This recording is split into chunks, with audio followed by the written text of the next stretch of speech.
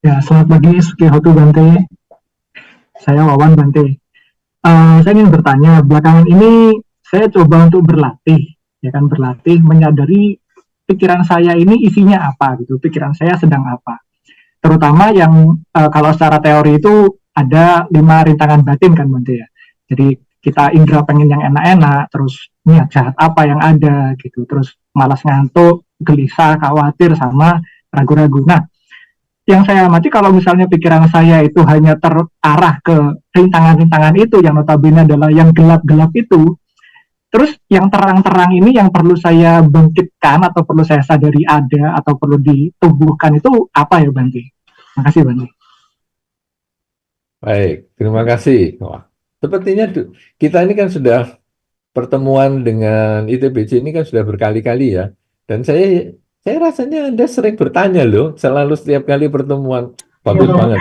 Ya, saya suka sekali dengan orang yang sering bertanya. Kenapa? Karena orang bertanya itu berarti menganggap teman bertanyanya ini adalah manusia. Jadi, kenapa? Karena kadang-kadang kan kita hanya, oh iya iya saja berarti saya dianggapnya mesin dong. Cuman ya Anda dengarkan kayak belajar musik itu atau Anda dengarkan lagu, kan Anda yang dengarkan nggak ngomong apa-apa. Tapi ketika Anda bertanya berarti Anda masih menganggap saya manusia. Terima kasih ya. Nah, sekarang begini, Anda mengatakan Anda mikirkan yang jelek-jelek saja, lalu yang mana baiknya? Nah, saudara tentu ingat tadi cerita terakhir tentang lilin. Lilin kecil ini, walaupun kecil, tetapi memberikan penerangan di lingkungannya. Dan titik lilin ini bisa dilihat dari ujung hol sana yang penuh kegelapan ini pun bisa dilihat cahayanya. Artinya apa?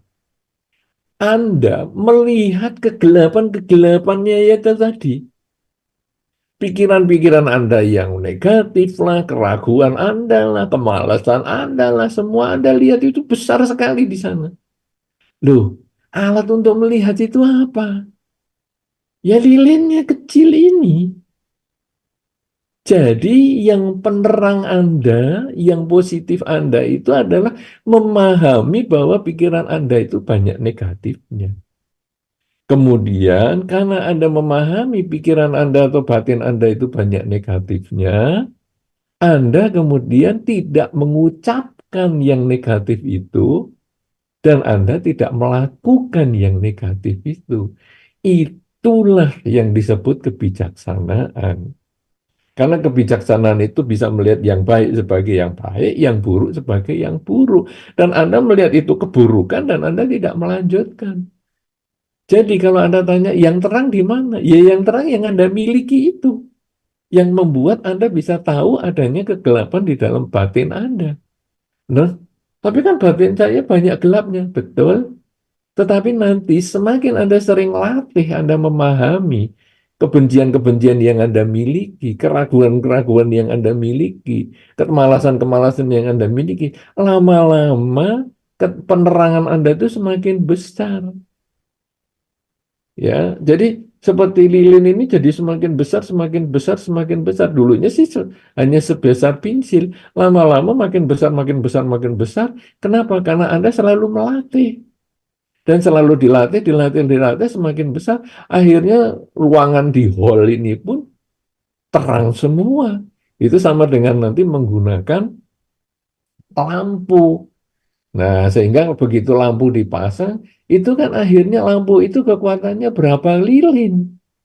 Nah, itu kan artinya ukurannya kan seperti itu. Kenapa? Karena Anda selalu sadar setiap saat.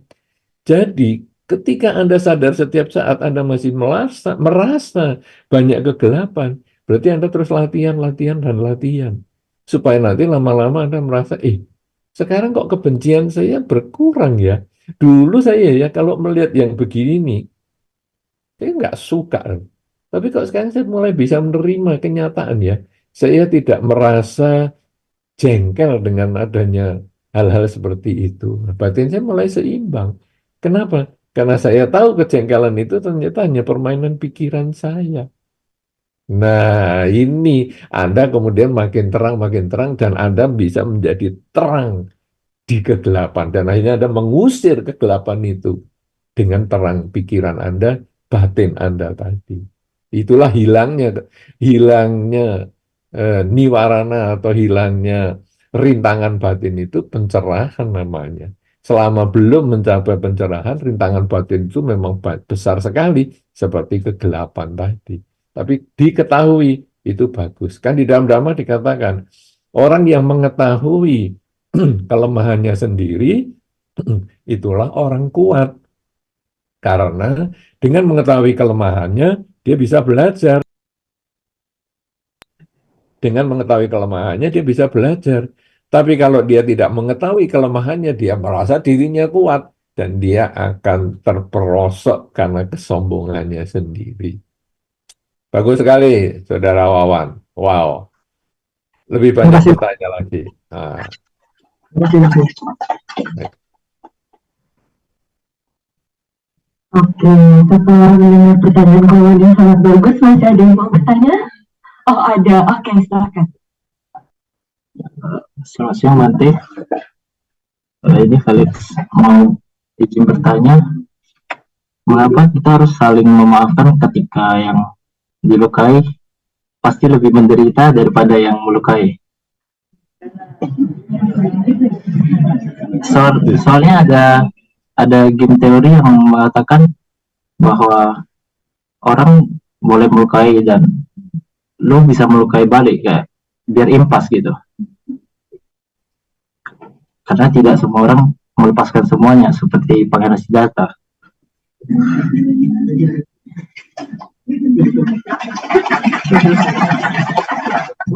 Sudah, itu pertanyaannya.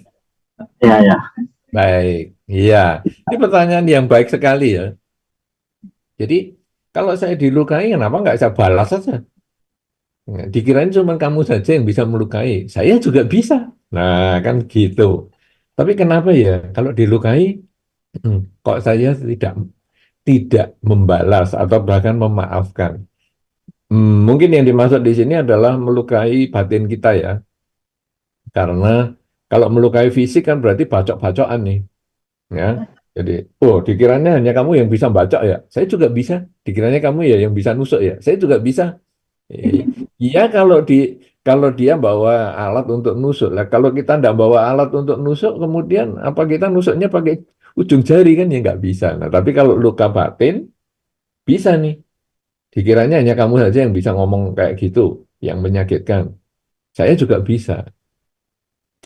Saudara-saudara, ya Anda tidak salah juga ya kalau ada orang di luar mengatakan, balas dong, jangan sampai nggak dibalas. Itu nggak salah sih ngomong begitu. Cuman kalau di dalam Dhamma, kunci Dhamma itu adalah diri sendiri sebagai ukuran. Jadi, kalau diri sendiri ini tidak mau disakiti, jangan menyakiti pihak lain. Nah, sekarang saya dimaki. Saya bisa sih balas saya memaki dia. Cuman ketika saya dimaki, saya menilai dia itu sebagai apa? Apakah dia orang baik yang memaki saya? Atau orang yang memaki saya itu sebetulnya orang yang jahat? Atau orang yang tidak menyenangkan minimal? Nah, kalau sekarang orang yang memaki saya itu adalah nilainya itu sebagai orang yang tidak menyenangkan, lalu saya membalas dia. Berarti saya juga menjadi orang yang tidak menyenangkan. Orang itu tidak menyenangkan saya. Kenapa saya juga membalas menjadi orang yang tidak menyenangkan? Padahal nanti jatuhnya hukum perbuatan itu pada diri kita lagi. Nah, kemudian kalau menghubungkan dengan yang tadi saya sampaikan, senang dan tidak senang itu kan dari pikiran. Saya merasa senang karena keinginan saya tercapai. Saya merasa tidak senang karena keinginan saya tidak tercapai. Dia memaki saya. Keinginan saya sebetulnya saya tidak mau dimaki. Ya, orang secara umum tidak ada yang suka dimaki. Jadi keinginan saya juga sama seperti pihak lain. Saya tidak mau dimaki. Jadi makian dia itu menjadi hal yang menyakitkan bagi saya. Apakah saya harus membalas memaki? Nah, ini problem sekarang. Kalau makian dia itu dengan bahasa yang saya nggak ngerti, apakah juga menyakitkan? Ketika Anda baru pertama kali datang ke Taiwan dan Anda tidak mengerti bahasa Mandarin, dan Anda pergi ke pasar dan Anda dimaki-maki, Anda mungkin malah ngomong apa sih orang ini ya? Mungkin Anda malah ketawa-ketawa, santai aja. Kenapa? Nggak ngerti. Sampai yang memaki jengkel sendiri. Ini manusia. Kelihatannya ngerti bahasa Mandarin, dimaki nggak ngerti. Nggak tahu diri nih orang. Beda dengan Anda setelah mengerti bahasa Mandarin. Begitu dimaki, Anda langsung emosi. Karena Anda mengerti bahasanya. Jadi bedanya di mana? Ketika Anda yang pertama, kenapa bisa mengabaikan? Kenapa yang kedua Anda tidak bisa mengabaikan? Karena Anda yang pertama itu, keinginan Anda biasa-biasa aja, tapi yang kedua, keinginan Anda itu untuk tidak dimaki muncul. Dan akhirnya emosi. Jadi keinginan ini sumber penyebabnya, bukan orang yang memaki itu. Nah, balik sekarang pada pertanyaan Anda. Saya disakiti. Itu kan sama dengan yang dimaki tadi. Saya disakiti. Kenapa Anda bisa disakiti? Karena keinginan Anda yang tidak tercapai. Nah, kenapa sekarang setelah Anda tidak bisa berdamai dengan keinginan Anda sendiri, Anda pengen menyakiti pihak lain. Anda pengen membalas pihak lain. Kegagalan Anda untuk memahami keinginan Anda, kegagalan Anda untuk menyelaraskan keinginan Anda dengan kenyataan, dilimpahkan kepada pihak lain. Keinginan kita adalah untuk tidak dimaki. Keinginan kita dipuji. Kenyataan saya dimaki. Berarti ada perbedaan antara keinginan dengan kenyataan. Keinginannya dipuji, kenyataannya dimaki. Seberapa besar perbedaan jarak ini, sebegitu besar kebencian, kekecewaan, ke ketidaknyamanan yang kita rasakan. Nah, kalau kita bisa berdamai antara keinginan dengan kenyataan, yaitu dengan mengatakan, ya memang kamu orangnya suka memaki sih. Nah, ketika kita bisa berdamai antara keinginan dengan kenyataan, batin kita tenang. Dan akhirnya kita tidak perlu membalas. Tetapi ketika kita tidak bisa berdamai dan kita emosi, kegagalan diri kita sendiri untuk berdamai dengan kenyataan dan keinginan, itulah yang membuat kita kepingin membalas. Jadi sebetulnya menyakiti dan dibalas menyakiti itu sebetulnya orang yang membalas itu tandanya dia gagal berdamai dengan diri sendiri. Nah, sekarang bagaimana menyikapi di dalam dhamma?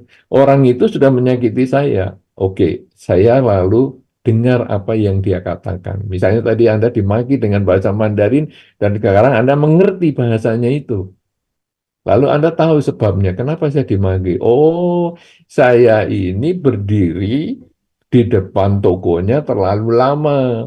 Saya mainan HP terus, sehingga toko dia sempit, orang tidak bisa masuk. Nah, saya dimaki. Oke, kalau begitu lain kali saya kalau mainan HP tidak di dekat pintu tokonya. Nah, jadi saya tidak mengkondisikan orang lain memaki saya lagi. Saya tidak mengkondisikan keinginan-keinginan saya tidak tercapai lagi. Inilah gunanya kita belajar dari pengalaman masa lalu. Ya, jadi kalau pertanyaan Anda tadi, saya disakiti, apakah saya harus memaafkan? Kenapa saya harus memaafkan? Padahal saya yang disakiti, karena saya yang gagal memahami keinginan saya sendiri. Maka saya harus berdamai dulu dengan diri saya sendiri. Bahwa keinginan saya terlalu tinggi, harapan saya terlalu tinggi kepada orang itu. Nah, begitu saya sudah memahami, Tidak ada yang perlu disakiti lagi. Ya, kenapa orang lain mengatakan orang disakiti harus dibalas dengan menyakiti juga? Karena orang itu tidak memahami dirinya sendiri dan dia gagal dengan pemahaman diri sendiri dan dia melimpahkan kemarahan kegagalan itu kepada pihak lain dengan membalas. Apakah kira-kira itu bisa dimengerti atau bulat atau nggak jelas? Silakan Nah, boleh ditanggapi. kalau misalnya eh, bukan masalah memaki dan dimaki, aku rasa sih lebih ke kalau orangnya ngelunjak lah. Kayak sebenarnya aku nggak peduli kalau lu maki di belakang gitu. Kalau sampai mengganggu kegiatan sehari-hari, boleh dibalas nggak berarti? Nah, sekarang ngelunjak dan mengganggu kehidupan Anda sehari-hari. Kondisinya itu yang Anda singkirkan. Anda jangan terlalu banyak komunikasi dengan dia. Anda jangan terlalu banyak dekat dengan dia. Kecuali itu orang serumah dengan Anda. Nah, kalau udah serumah dengan Anda masuklah ke kamar Anda, goa Anda. Tapi kalau Anda itu misalnya satu kamar dengan dia, ya Anda berdiam lebih banyak, mengurangi komunikasi. Jadi sebetulnya Dhamma ini mencari sumber penderitaan Anda dan berusaha menghilangkan sumbernya, yaitu kalau Anda tidak mau diganggu dia, ya Anda mengurangi komunikasi dengan dia. Begitu? Bukan Bante, maksudku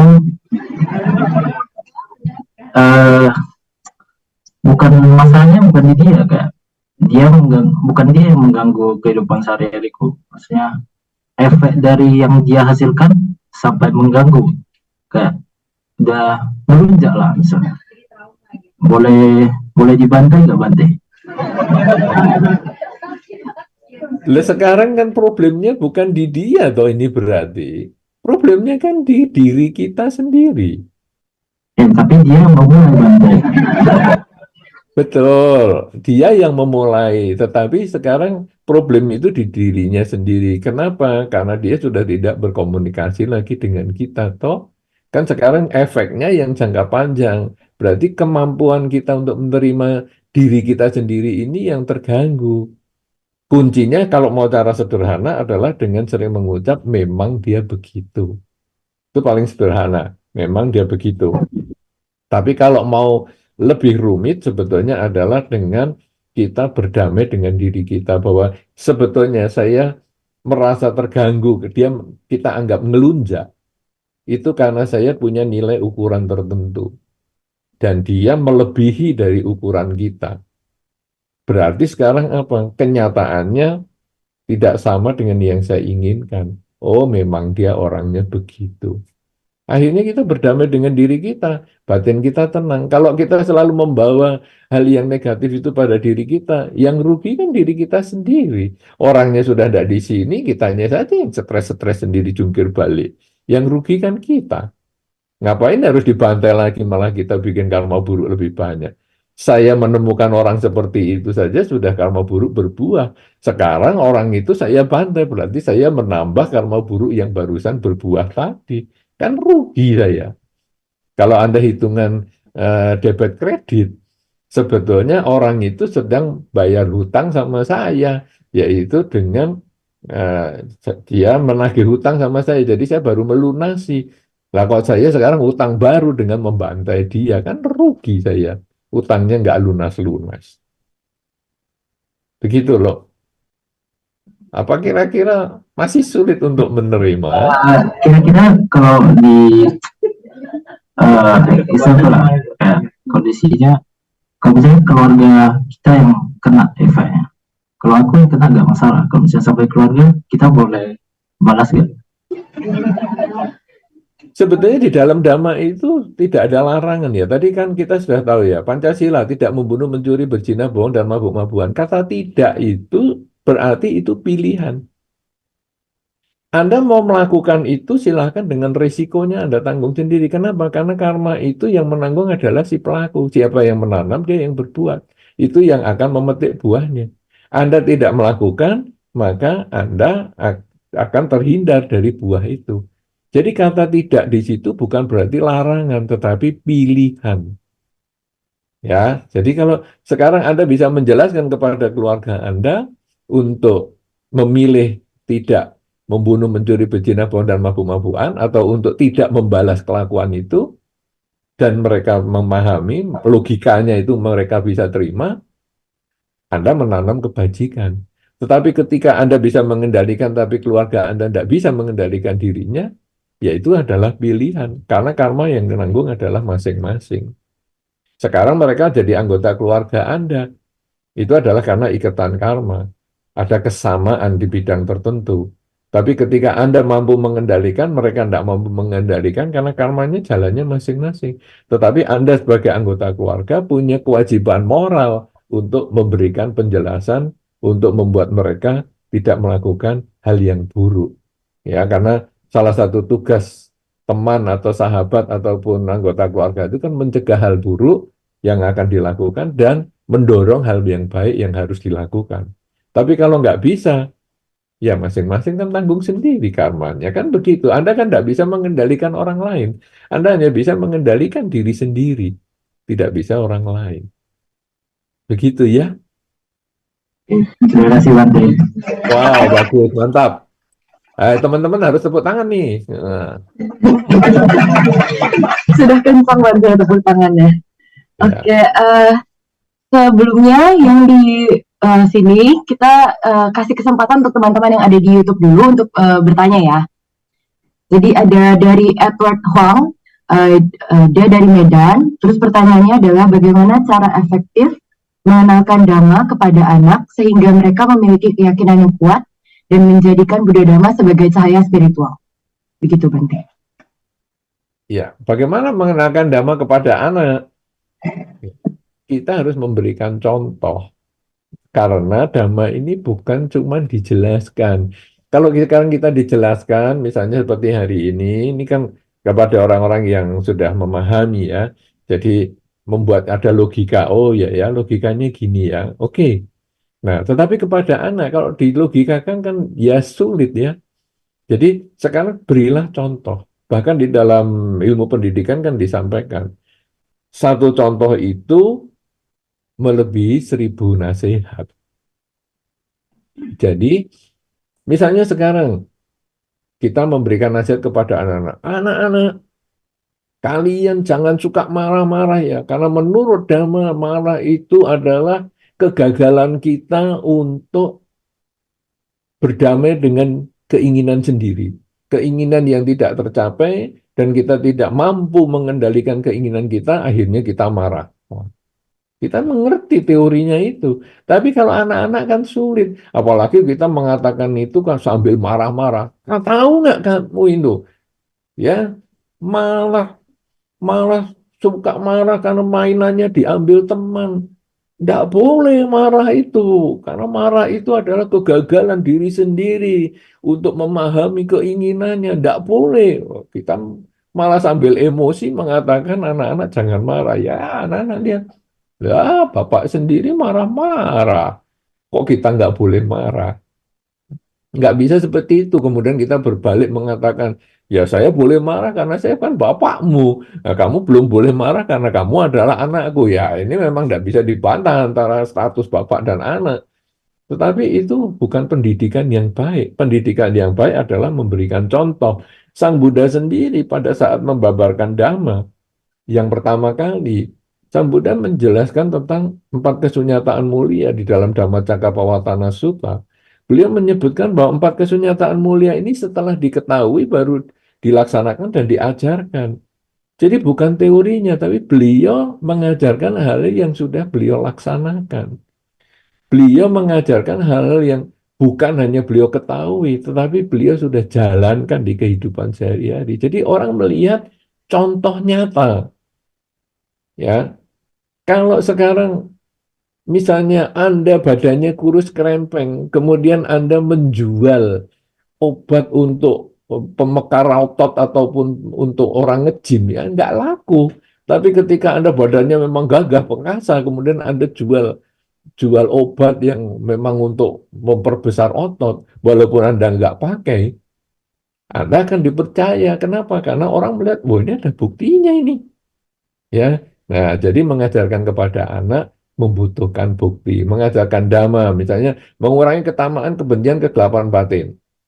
Nah, ini Anda kurangi ketamaannya dulu, kebenciannya, kegelapan batinnya, supaya anak memahami, atau supaya lebih lebih jelas ya. Ketika Anda menjalankan Pancasila Buddhis, Anda jalankan di dalam kehidupan Anda sehari-hari, sehingga Anda bisa mengatakan, nah, papa ini sudah jalankan sila, coba kamu ikut. Nah, jadi dia tahu, oh iya ya papahnya. Nah, kemudian kerelaan, banyak berbuat baik, berdana misalnya, atau apa ya, Anda berwihara misalnya. Anda jadikan contoh. Jangan nyuruh anaknya ke wihara, papa mamanya aja nggak pernah ke wihara, atau bapaknya nggak pernah ke wihara. Kalau nyuruh anaknya ke wihara, ya bapaknya mulai dulu dengan ke wihara. Sampai anaknya sendiri sungkan, oh papa aja yang sibuk masih ke wihara, apalagi saya. Oh papa saja yang sibuk masih baca parita dan meditasi, apalagi saya. Jadi jadikan diri Anda sebagai contoh. Itu intinya. Demikian, mudah-mudahan Saudara Edward yang dari Medan ini juga selalu tanya loh, setiap kali saya ada acara. Bagus banget, Anda bisa nanti berkenalan dengan teman-teman dari Taiwan. Mudah-mudahan kalau Anda ke Taiwan juga bisa bertemu dengan mereka semua. Mantap, terima kasih. Silakan. Mantap. Nah, karena keterbatasan waktu, jadi ini ada pertanyaan terakhir ya teman-teman. Karena banyak yang mau tanya, jadi saya hitung 1, 2, 3, yang paling cepat yang maju ya. Enggak. Angkat tangan aja. Oke. Kalau lari barbar ya. Oke. 1, 2, 3. Komargo duluan. Oke. Kepada Komargo dipersilahkan. Wah, ini mantan ketua kita nih. Mantan loh, sekarang kan penasehat ya mestinya nih. Ya, selamat pagi Bante, Soti Nama Budaya, selamat Waisak Bante. Nah, selamat Waisak juga. Ya. Terima kasih Bante atas pencerahannya hari ini. Jadi setelah mendengar sharing Dharma dari Bante tadi, saya merasa bahwa sebenarnya kita belajar Buddhism itu mengarah ke netral gitu Bante ya.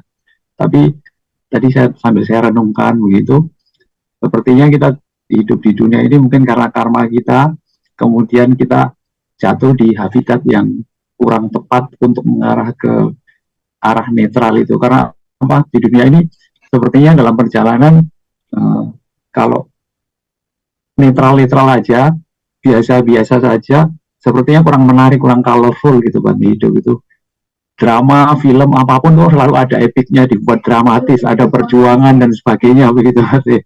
Nah semacam itu membuat saya berpikir sepertinya kita hidup di dunia ini untuk mengondisikan ke arah netral itu mungkin bisa dicapai, tetapi upayanya mungkin perlu yang sangat ekstra begitu Bante. Nah mungkin Bante bisa memberikan semacam motivasi lebih kepada kami, terutama anak-anak muda, supaya di dunia yang fana ini, yang lebih suka dengan yang colorful, yang dramatis, yang ada epicnya, itu kita bisa membawa batin kita ke arah yang lebih netral gitu Bante. Terima kasih. Baik, wah Saudara Sumangga ini luar biasa sekali ya. Pendiri juga loh ini, pendiri ITBC loh ini. Ya. Nah, sebetulnya kita tuh tidak salah lahir ya. Kita ini bukan salah tempat lahir, tidak. Kita ini ya lahir di dunia ini dengan colorfulnya ini tidak ada yang salah, tidak ada problem. Cuman kita nanti seperti benih teratai yang jatuh ke lumpur dan tidak protes dengan lumpurnya ini, tidak menyesali lumpur yang tempat bertinggal ini, tetapi justru menggunakan lumpurnya ini untuk tumbuh.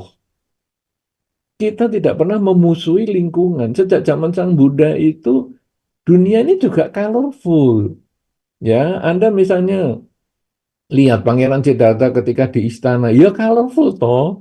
Ya, banyak penarinya, semuanya, harta tahta wanita sedemikian banyak luar biasa. Itu kan colorful sudah dengan berbagai hal. Nah, kemudian Pangeran Siddhartha ini keluar dari istana dan kemudian setelah berusaha, berjuang, akhirnya mencapai pencerahan. Tapi kan beliau tetap tinggal di dalam dunia yang colorful ini.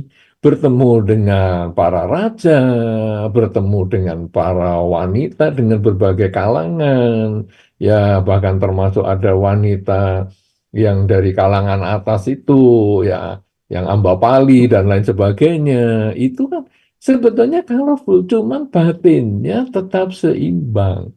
Ingat, di dalam Dhamma itu bukan menolak dunia, tetapi menyikapi dunia. Jadi, bukan berarti kita mematikan perasaan. Salah ya. Jadi, kita tidak mematikan perasaan, tapi kita memahami. Jadi, kalau Anda sekarang misalnya mengenal media sosial misalnya, ya dengan yang viral-viral tadi, Anda bukan berarti menolak. Oh, saya tidak mau pakai HP supaya nanti saya tidak mengerti yang viral. Wah ya, nanti dikira umat Buddha ini malah jadi aneh.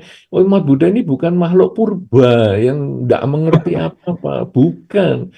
Umat Buddha ini umat yang tetap keep up dan tetap apa ya, berjalan beriringan dengan kemajuan zaman. Jadi kita juga mengerti kemajuan zaman, tapi menggunakan kemajuan zaman ini, memilih kemajuan zaman ini digunakan untuk hal yang positif, bukan untuk yang negatif. Makanya tema ini saya cocok, yaitu dia membawa cahaya spiritual ke dalam realita dunia. Jadi realita dunianya tidak kita ubah, tetap colorful, tetap epic, tetap dramatik.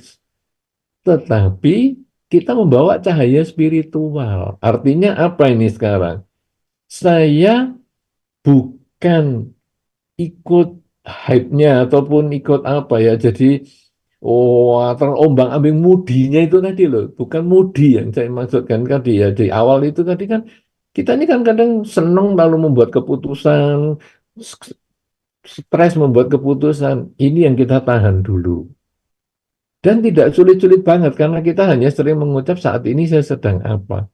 Sehingga ketika yang colorful ini muncul, kita lalu menyadari, oh ini harusnya saya sikapi seperti ini. Ini baik saya sebarkan, ini tidak baik ini saya tahan. Ini sikap kita seperti itu. Jadi ada berita positif kita bagikan, berita negatif kita hindarkan. Jadi saya tetap pakai HP, saya tetap ikut berita-berita, mengikuti berita-berita terbaru misalnya, ikut kemajuan zaman, ikut fashion, lihat fashion-fashion bagaimana, kita tetap harus lihat itu.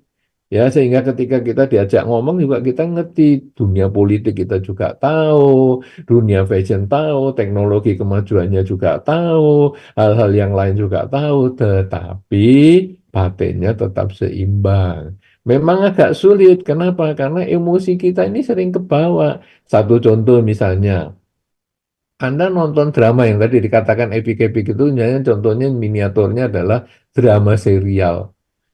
Kadang-kadang drama serial itu kita ke bawah, yaitu apa? Ikut nangis dan marah. Kalau pemainnya itu sedih, wah kita nangis ya, sampai keluar air mata, sampai tisunya habis. Tapi kalau pemainnya itu tokoh antagonis, wah kita juga benci sekali. Padahal nanti kalau kita nonton behind the scene, kita kecewa banget loh. Ternyata mereka yang tadi musuhan, jengkel, emosi sampai kita pengen marah, itu keluar lagi, kalau itu keluar lagi, aku benci sekali. Loh, ternyata di luar mereka baik-baik, ngobrol, minum-minum, santai. Jadi kita ini diombang-ambingkan. Nah sekarang kita ketika nonton drama itu tetap nonton, tapi batinnya seimbang, memahami bahwa itu semua adalah tontonan.